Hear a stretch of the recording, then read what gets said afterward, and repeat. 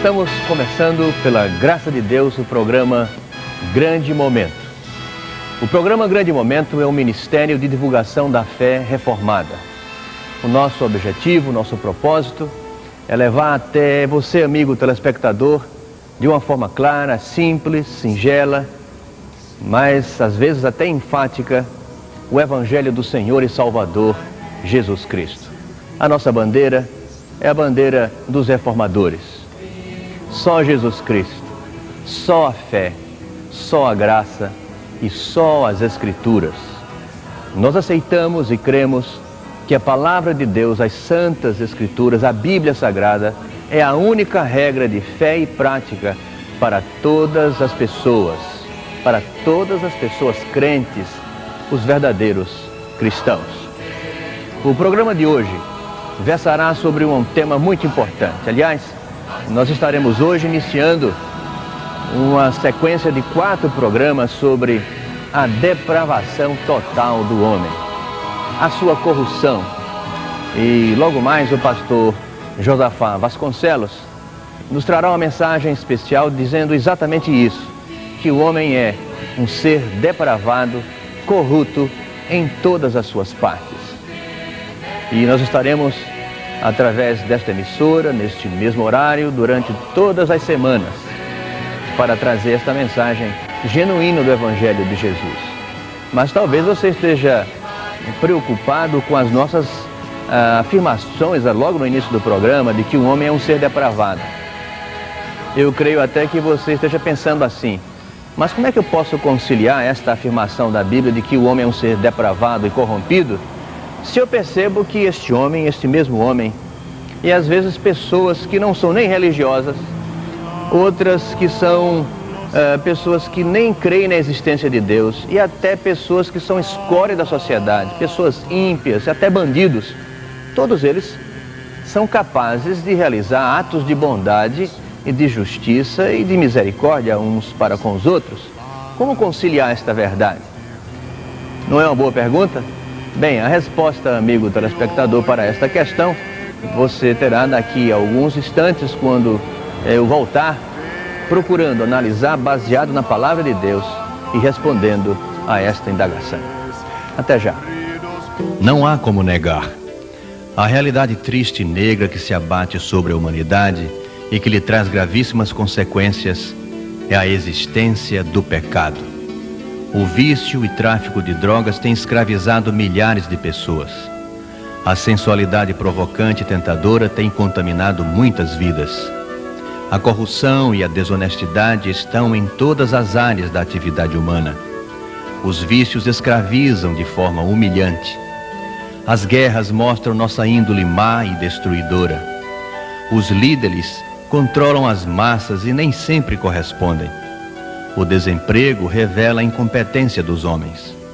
Crianças abandonadas e viciadas mostram nosso egoísmo e irresponsabilidade. A morte tão indesejada, triste fim, é inevitável. A falta de amor nos entristece. Os assassinatos revelam a frieza da maldade. As doenças mostram nossas limitações. A vaidade, a depressão, a soberba, a maldita idolatria, a inflação, a violência, os casamentos desfeitos, enfim, tudo isso é apenas uma pequena demonstração do que é capaz o homem. Sim, a verdade, a triste verdade, é que o ser humano é corrupto, depravado e pecador. AIDS é uma doença que mata sem piedade. Ela é transmitida pelo sexo, pela seringa. AIDS mata, sem dúvida. Você tem ouvido esta recomendação de que é preciso usar preservativo. Mas contra a AIDS, o que funciona mesmo é usar o preservativo que a Bíblia recomenda. Seja fiel no seu casamento, fuja da prostituição, abandone as drogas, deixe a imoralidade. Jesus pode lhe ajudar.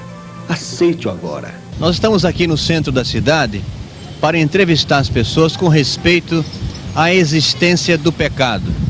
Será que elas creem mesmo na existência do pecado? Você acredita mesmo que existe pecado na vida das pessoas? E existe mesmo pecado?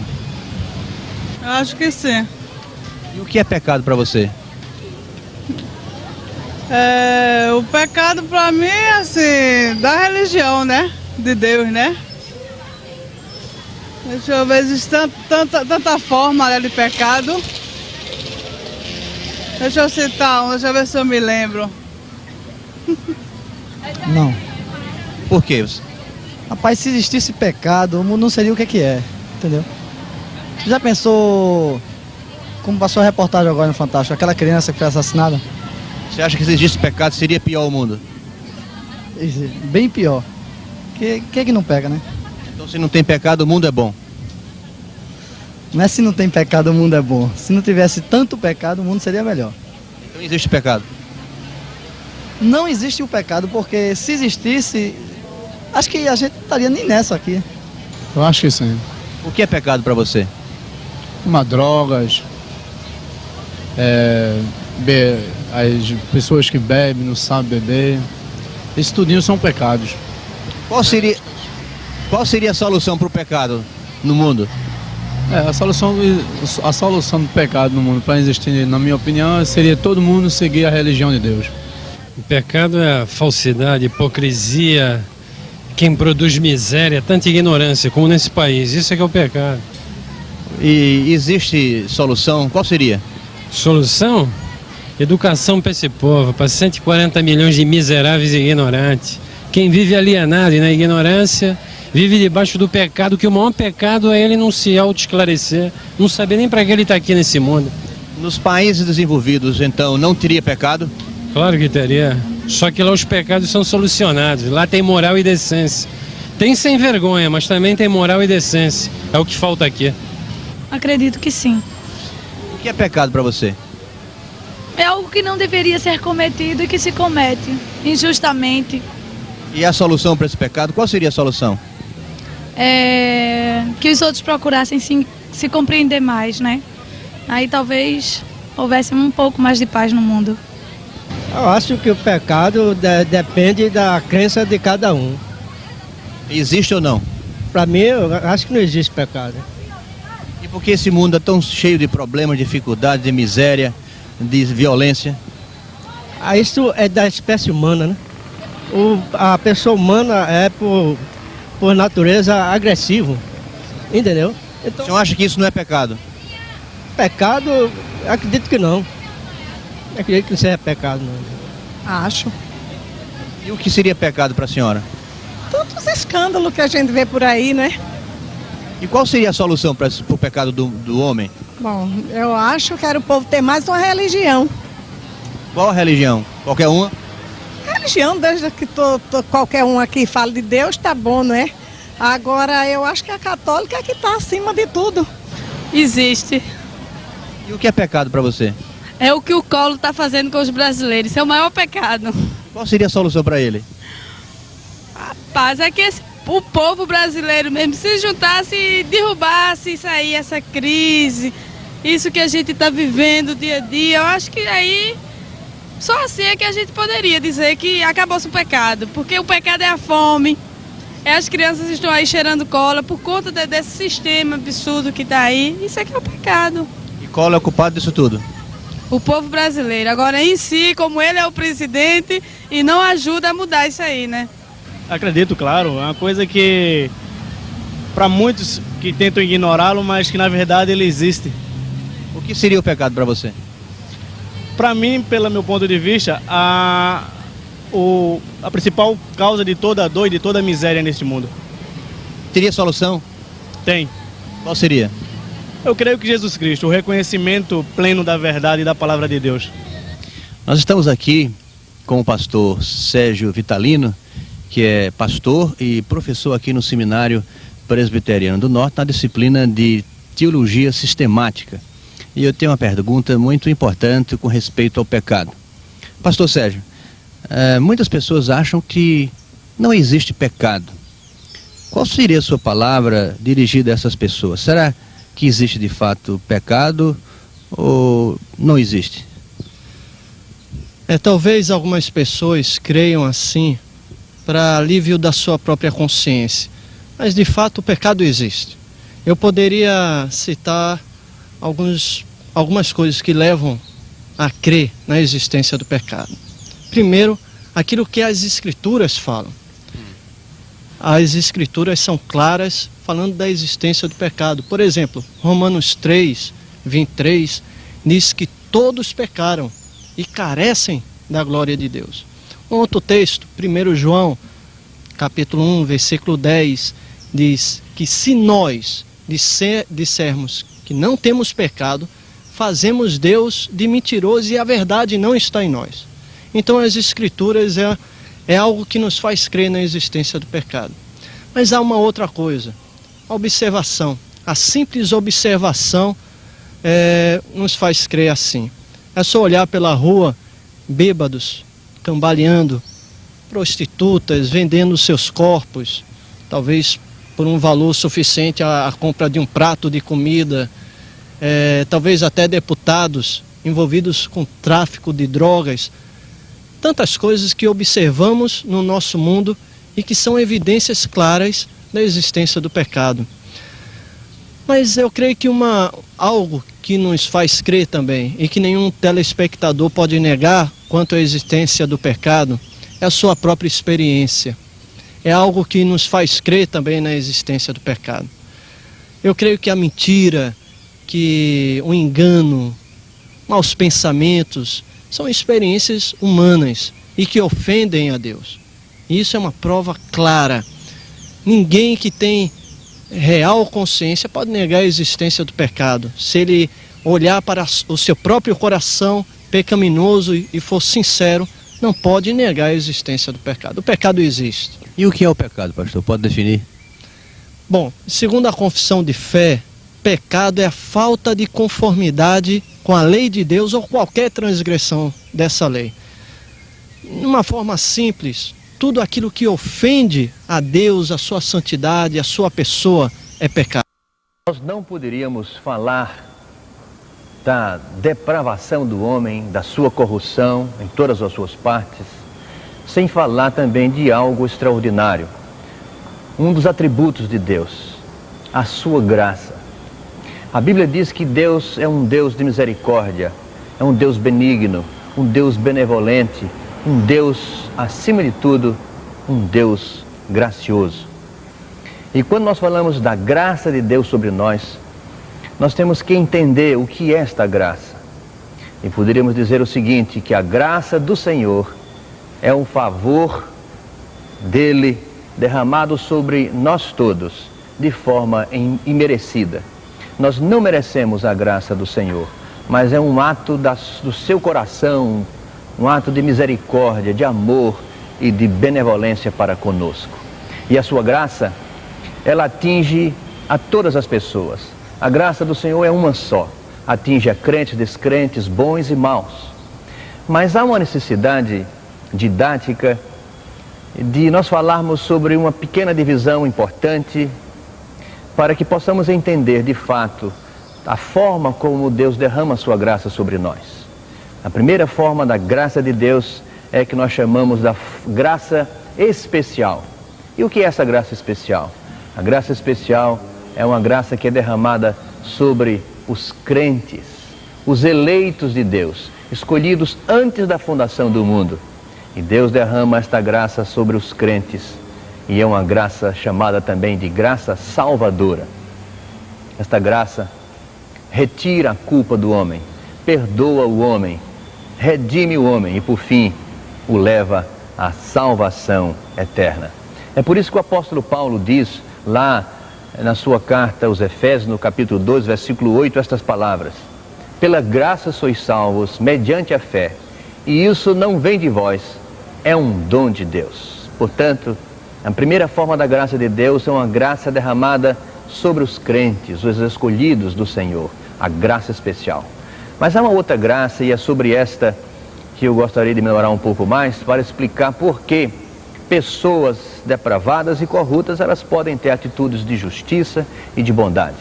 Esta graça que é derramada sobre todas as pessoas e também sobre estes homens e mulheres corruptos, nós todos, é chamada a graça comum de Deus.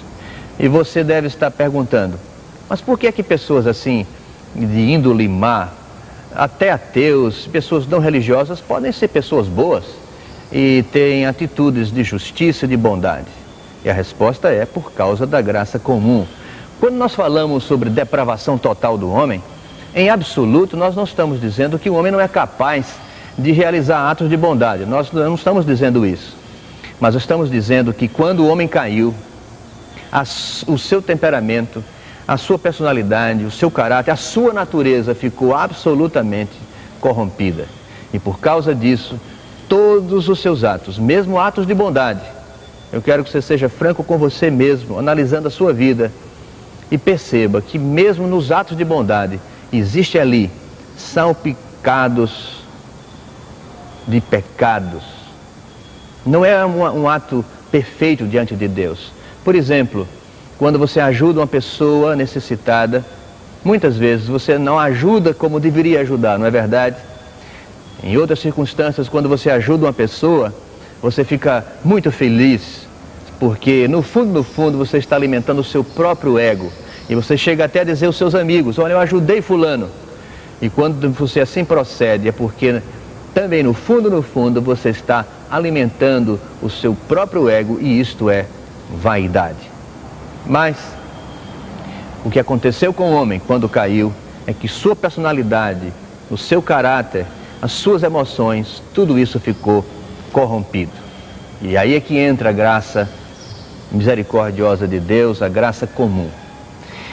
Deus, na sua infinita bondade, Ele consegue e faz assim mesmo, é um desejo do seu coração, preservar o homem e refrear as consequências do pecado. É exatamente isso que nos diz a palavra de Deus lá no livro de 2 Reis, no capítulo 19, os versículos de 27 a 28, quando lemos, Deus falando a um rei ímpio, o rei da Assíria. Ele diz assim com respeito a esse rei ímpio: mas eu conheço o teu assentar, e o teu sair, e o teu entrar, e o teu furor contra mim.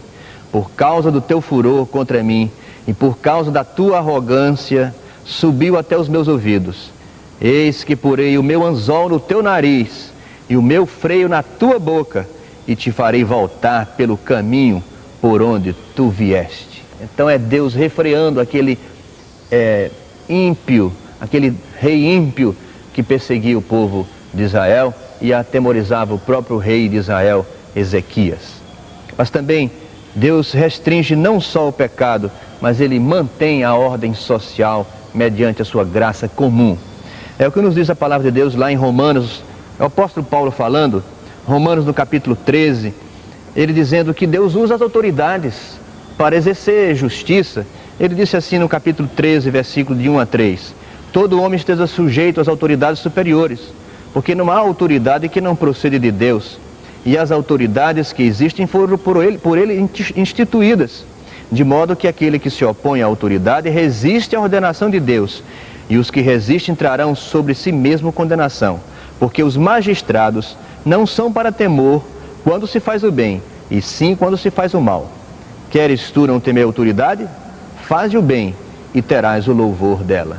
Portanto, Deus consegue promover a justiça civil através da sua graça comum. Mas Deus, de uma forma extraordinária, derrama chuva e sol sobre todas as pessoas indistintamente. Foi o que disse Jesus quando ele pregou o seu sermão, o Sermão do Monte, em Mateus no capítulo 5. Ele disse lá nos versículos 44 e 45, ele disse: eu porém vos digo, amai os vossos inimigos e orai pelos que vos perseguem, para que vos torneis filhos do vosso Pai Celeste, porque Ele faz nascer o sol sobre os maus e bons, e vi chuvas sobre justos e injustos. Não é maravilhoso isso? Pela sua graça comum, Deus nos dá sol e chuva, nos dá abrigo, nos dá comida e proteção. Mas para finalizar, um aspecto muito importante da graça comum. Se não fosse a graça comum de Deus, o mundo de há muito tempo já havia sido destruído. É o que nos diz Jeremias, no livro de Lamentações de Jeremias, no capítulo 3, um versículo muito conhecido dos crentes. Diz assim, Lamentações 3, versículo 22. As misericórdias do Senhor são a causa de não sermos consumidos, porque as suas misericórdias não têm fim. Portanto, pela graça comum de Deus, Deus restringe o pecado, Deus mantém a ordem social, Deus derrama sol e chuva sobre todas as pessoas e, por fim, nós não somos destruídos e consumidos por causa da sua grande misericórdia para conosco. Por isso que o ímpio, o homem sem Deus também, ele pode praticar atos de justiça. Mas deixe-me dizer uma coisa agora no final. O homem, de fato, é corrupto, é um homem deprovado.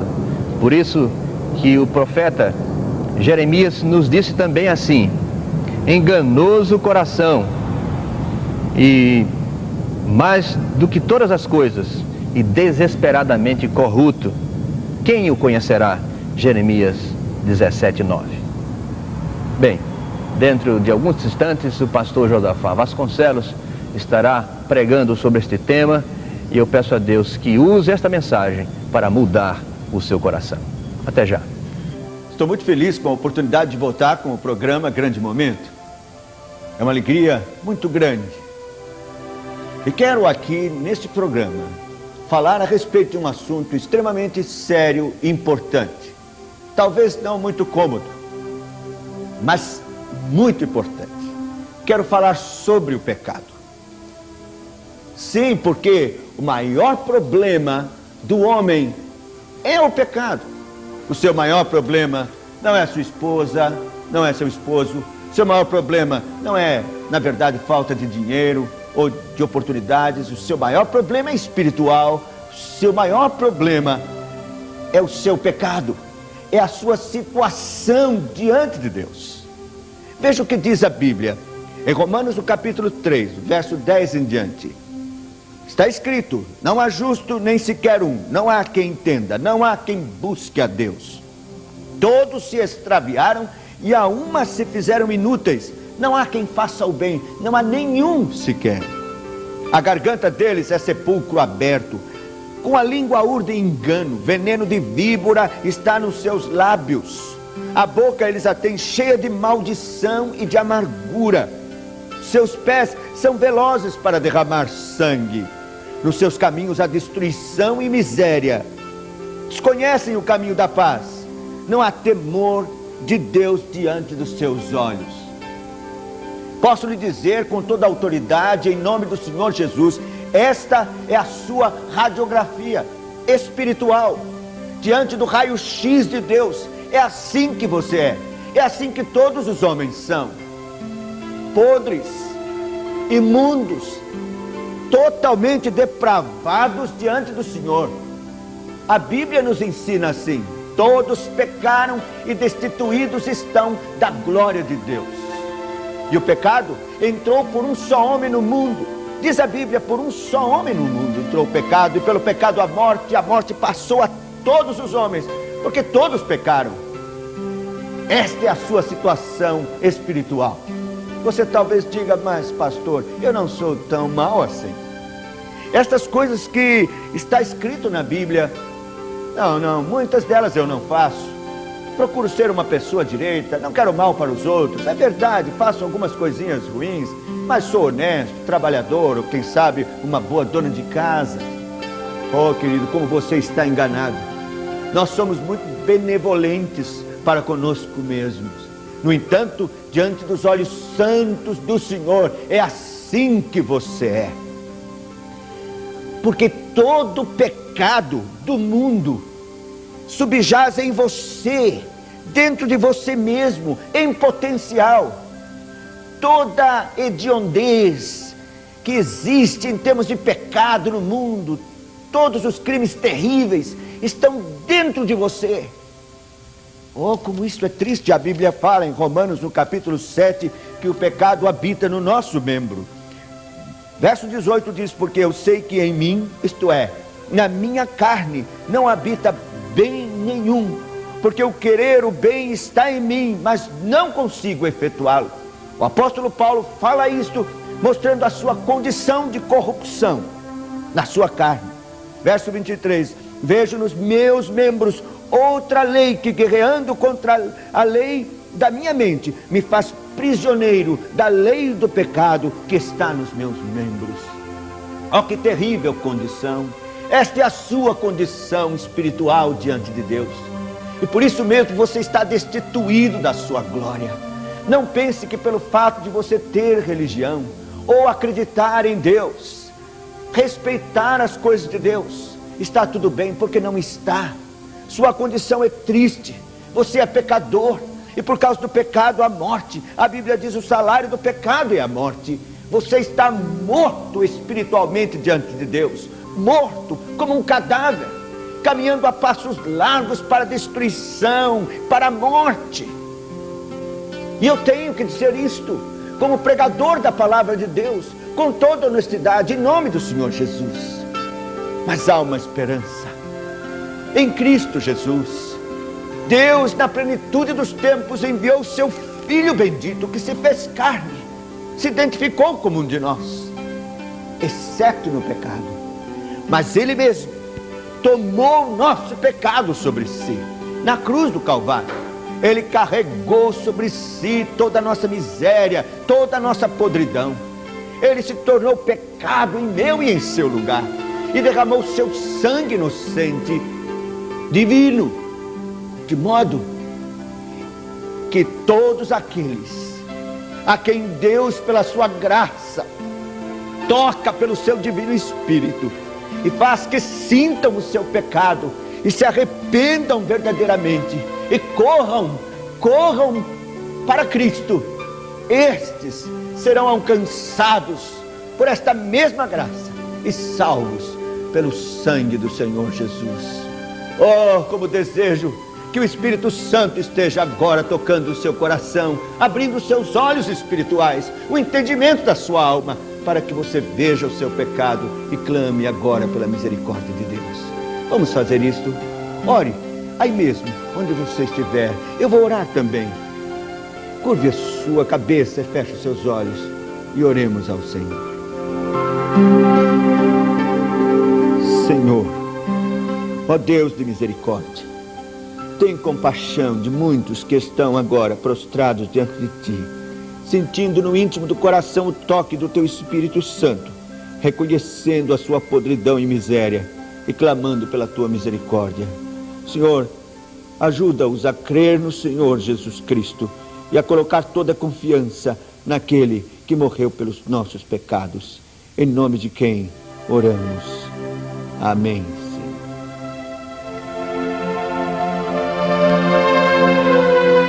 E assim estamos, pela graça de Deus, encerrando o nosso primeiro programa, o programa Grande Momento. Esperamos que tenha sido de fato um grande momento em sua vida. Se Deus permitir, estaremos voltando na próxima semana, continuando com esse nosso estudo sobre o pecado.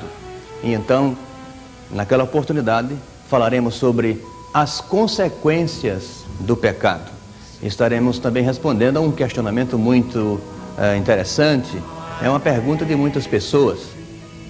Elas dizem: o que é que eu tenho a ver com o pecado que Adão cometeu lá no Éden há tantos anos atrás? Não é uma boa pergunta? Bem, a resposta para esta questão você terá na próxima semana, através deste programa, o programa Grande Momento.